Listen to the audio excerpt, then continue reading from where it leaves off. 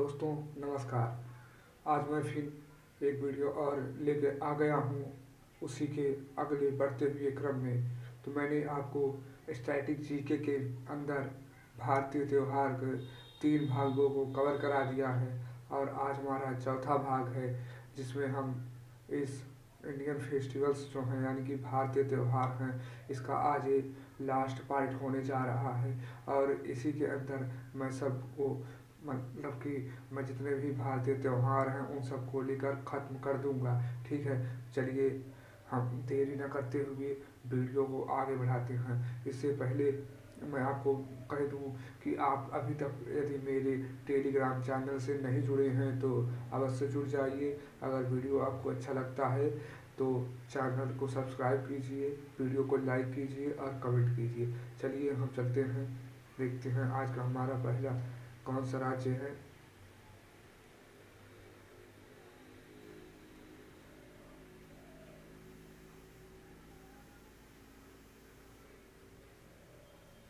तो देखिए, रोज की तरह मैंने भी आज यहाँ पर लिखा है कि जीके जीएस के महत्वपूर्ण प्रश्न। ठीक है, इसके जीके जीएस के सबसे महत्वपूर्ण प्रश्न है उसमें से मैंने लिया है मणिपुर के त्योहारों को। ठीक है, तो देखिए मणिपुर का कौन कौन सा त्यौहार है जो बहुत ही महत्वपूर्ण है और परीक्षा के दृष्टिकोण से, चाहे एसएससी हो, चाहे यूपीपी हो, चाहे रेलवे डीपीसी हो, चाहे कोई भी वनडे कॉम्पिटेटिव एग्जाम हो, सभी के दृष्टिकोण से ये इम्पॉर्टेंट है। और जीके जीएस का पोर्शन हर कॉम्पिटेटिव एग्जाम में आता ही आता है। तो आप इन सभी को एकदम मन लगाकर पढ़िए और अच्छे तरीके से इसे तैयार कीजिए। देखिए पहला इसमें कौन सा त्यौहार है, तो पहला है हमारा ढोल यात्रा। ठीक है, दूसरा हमारा है लाई हरोबा।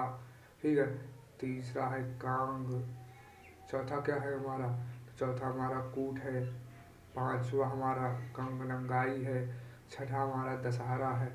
ठीक है, तो इस तरीके से ये मणिपुर के जो हमारे 6 त्यौहार थे इन्हें मैंने आपको एक क्रम वाइज बना करके लिस्ट यहाँ पर दे दी है जिसे हम पीडीएफ कहते हैं। और इस वीडियो को मैं अपने टेलीग्राम चैनल पर रोज़ प्रोवाइड करता हूँ जिसे आप वहाँ पर जा करके इसे ले सकते हैं और प्रॉपर तरीके से इसकी नोट बना करके आप अच्छे तरीके से रिवाइज करते रहें। ठीक है, चलिए हम नेक्स्ट स्लाइड में चलते हैं। स्लाइड नंबर 2 में देखिए यहाँ पर क्या है,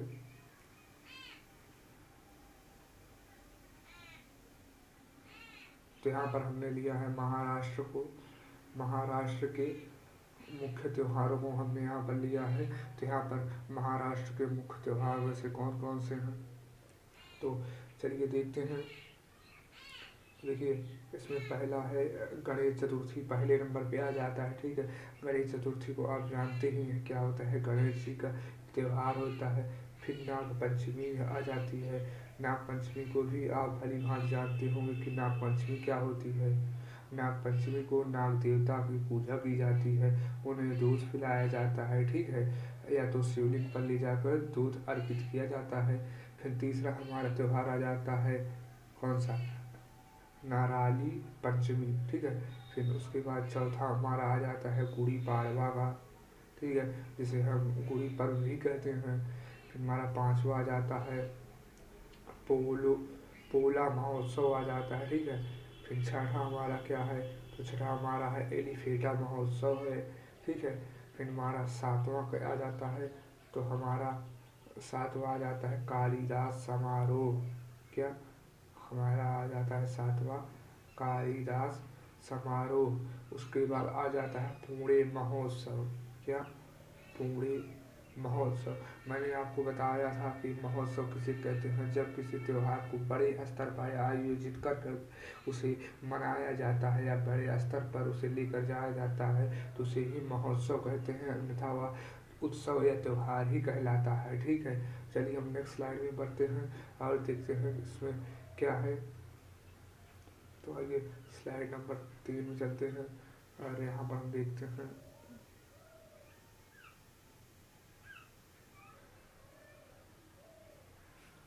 देखिए यहाँ पर हमारा क्या है, तो यहाँ पर हमारे हैं लद्दाख। क्या है, यहाँ पर हमारा लद्दाख है जो कि जम्मू कश्मीर का एक पोर्शन है। ठीक है, कहाँ का, जम्मू और कश्मीर का ही पोर्शन है। अब तो आपको जानकारी के लिए मैं बता दूं कि जम्मू और जो कश्मीर एक साथ लिखा जाता था, अब वो अलग अलग लिखा जाएगा, क्योंकि जम्मू और कश्मीर को अलग कर दिया गया है। ठीक है, तो लद्दाख जो जम्मू और कश्मीर का पोर्शन होता है, उसी के यहाँ पर हम कुछ फेस्टिवल्स लेकर आए हैं जो कि परीक्षा के दृष्टिकोण से बहुत ही इम्पोर्टेंट है। चलिए हम एक एक करके उन्हें देखते हैं और आप अपने कॉपी में से नोट डाउन करते जाइए, जिससे आपको कहीं पर भी ढूंढना या भटकना ना पड़े कि ये लद्दाख के कौन से त्यौहार हैं या मणिपुर के कौन से त्यौहार हैं, क्योंकि मैंने आपको इस सीरीज में आज चौथा हमारा पार्ट है और लास्ट पार्ट है इंडियन फेस्टिवल का। इसके बाद मैं आपको जैसा आप कमेंट करेंगे उसी कमेंट के अनुसार हम आगे बढ़ेंगे और एक नया टॉपिक जीएस का, जो स्टैटिक जीके का होगा, उसे लेकर आएंगे और उसे ख़त्म करके फिर आप जो कहेंगे इसी हम क्रम में ऐसे बढ़ते चलेंगे धीरे धीरे। ठीक है, तो घबराइए मत, मेरे ही यूट्यूब चैनल जो ज्ञान सेंटर के नाम से है, इस पर ही बने रहिए। मैं आपको एक एक टॉपिक, चाहे वो जीके इसके अंदर जीके का हो, चाहे ज्योग्राफी का हो, चाहे हिस्ट्री का हो, ठीक है, चाहे किसी भी इसके अंदर जो जो सब्जेक्ट आते हैं, चाहे किसी का भी हो, मैं हर एक टॉपिक यहाँ पर आपको ख़त्म करा दूंगा। ठीक है, तो आप मुझ पर भरोसा रखिए और हमारे टेलीग्राम चैनल ज्ञान सेंटर को भी ज्वाइन कर लीजिए, जिससे कि मैं उस पर जो भी पीडीएफ डालता हूँ आपसे मिस ना हो पाए और आप उसे डेली की डेली ले करके याद करते चलें। ठीक है, तो आइए हम देखते हैं लद्दाख के कौन कौन से त्यौहार हैं। तो लद्दाख में पहला त्यौहार आ जाता है लोसर का। ठीक है, लोसर एक प्रकार का त्यौहार है जो लद्दाख का त्यौहार है, जिसे वहाँ के लोग, वहाँ के निवासी मनाते हैं। दूसरा आ जाता है पयांग का। पयांग क्या है? पयांग महोत्सव है, यानी कि बड़े स्तर पर मनाया जाने वाला पयांग जो उस त्यौहार है, उत्सव है, वो लद्दाख का त्यौहार है। ठीक है, फिर आ जाता है हमारा हेमिस महोत्सव। क्या वहाँ पर हमारा आ जाता है हेमिस महोत्सव आ जाता है। उसके बाद हमारा आ जाता है दो असमो महोत्सव। ठीक है, क्या? दो असमो महोत्सव। तो लद्दाख के यहाँ पर 4 इम्पोर्टेंट से लिए गए हैं जो फेस्टिवल्स हैं, और इन्हीं को आप याद कर लीजिए, क्योंकि लद्दाख और यहाँ पर जैसे जम्मू कश्मीर होगा, इन सब के थोड़े कम ही पूछे जाते हैं। जिनके ज़्यादा पूछे जाते हैं उनको मैंने आपको पहले ही बता दिया था कि इन्हें ध्यान से पढ़ लीजिए, क्योंकि मैंने जो ज़्यादा इम्पोर्टेंट है उन्हीं को छाँट के रखा है। बाकी तो इसके त्यौहार बहुत से सारे होते हैं, तो मैं आपको यहाँ पर ज़्यादा देर मिलूँगा तो आप बोर हो जाएंगे, इसलिए मैं यहाँ पर छाँट के ही लाता हूँ, जिससे आप बोर ना हो और आपको पढ़ने में भी मज़ा आए। इसलिए मैं कंटेंट आप देखिएगा मेरा, इस जो मैंने पीडीएफ में जो बनाता हूँ तो उसमें बहुत सारी मेहनत लगती है, और आप की वीडियो को लाइक ही नहीं करते हैं, तो लाइक कर दीजिएगा। ठीक है, चलिए हम नेक्स्ट स्लाइड में चलते हैं। स्लाइड नंबर 4 में देखिए, इसमें हमने क्या लिया है।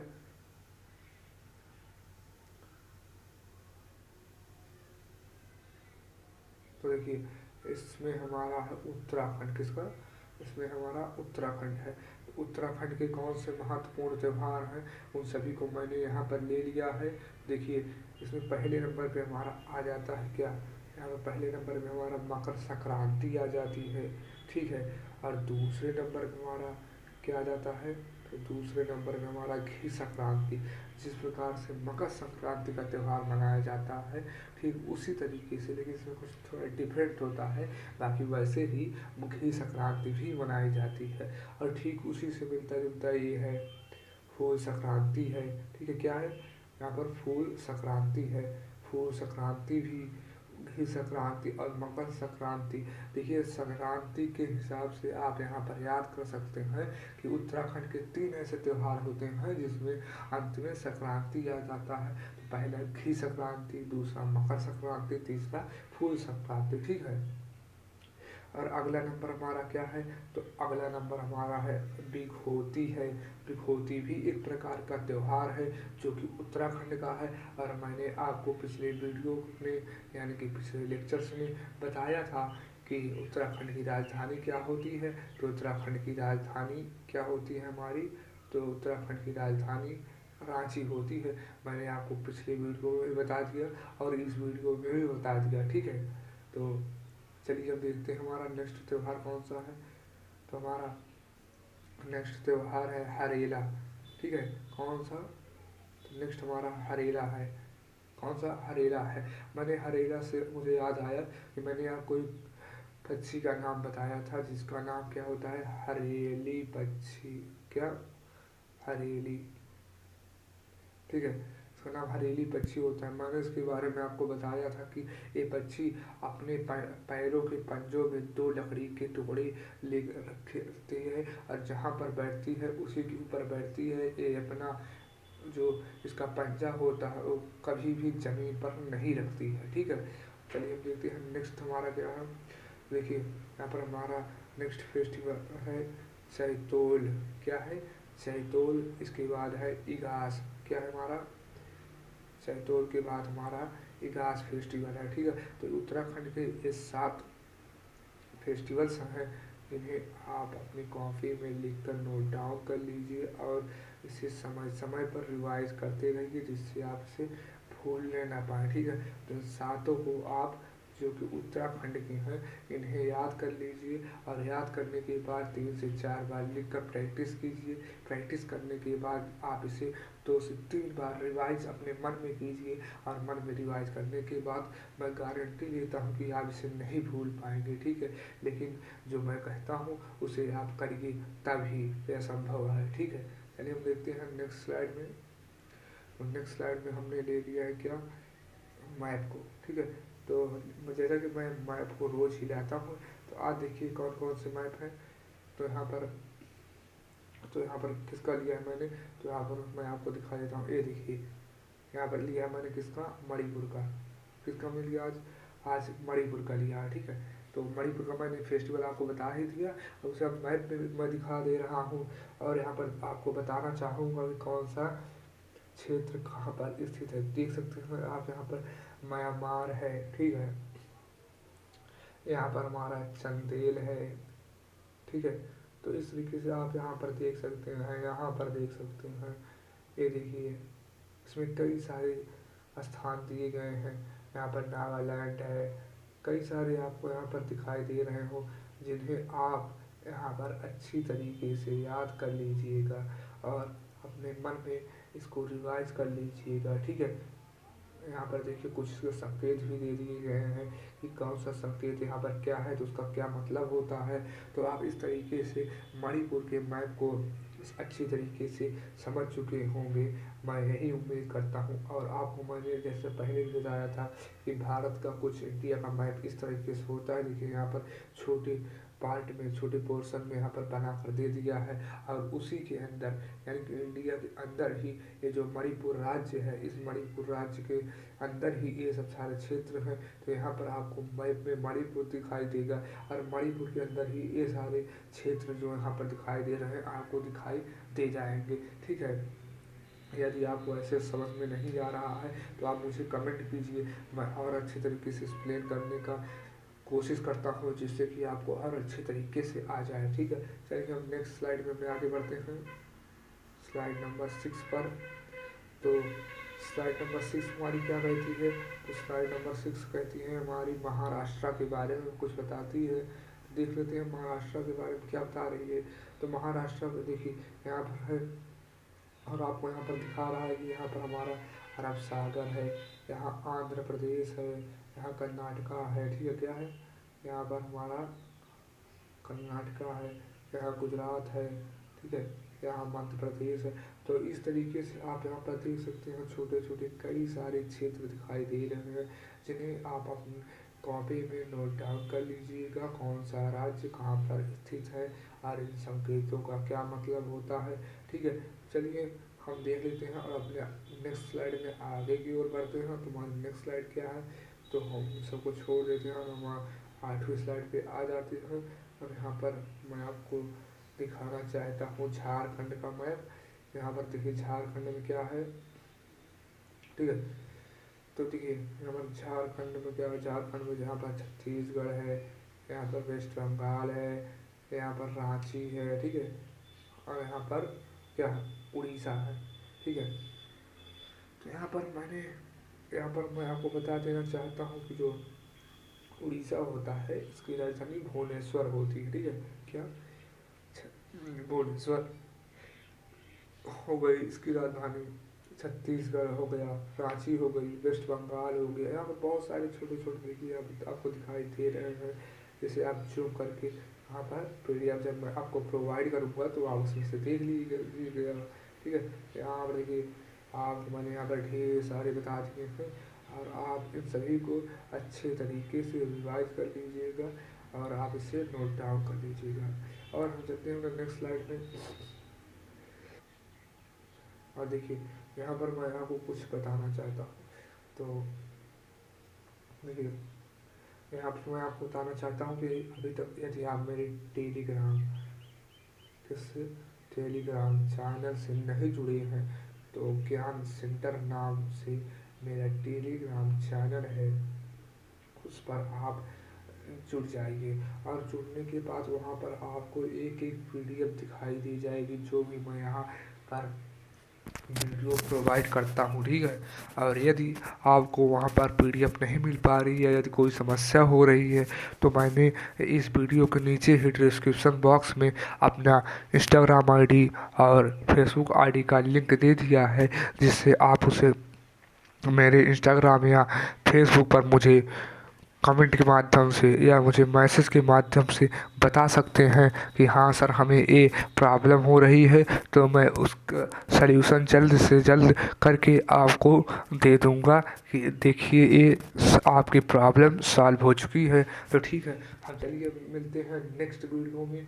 आज के लिए यही वीडियो को समाप्त करते हैं और नेक्स्ट वीडियो में हम एक नए टॉपिक कर लेकर चलेंगे जो भी आप कमेंट करेंगे, ठीक है। तो जिस टॉपिक की कमेंट सबसे ज़्यादा होगी उसी टॉपिक को हम उठा लेंगे, ठीक है। अगले वीडियो से मिलते हैं। तो आज के लिए धन्यवाद, यही वीडियो को समाप्त करते हैं।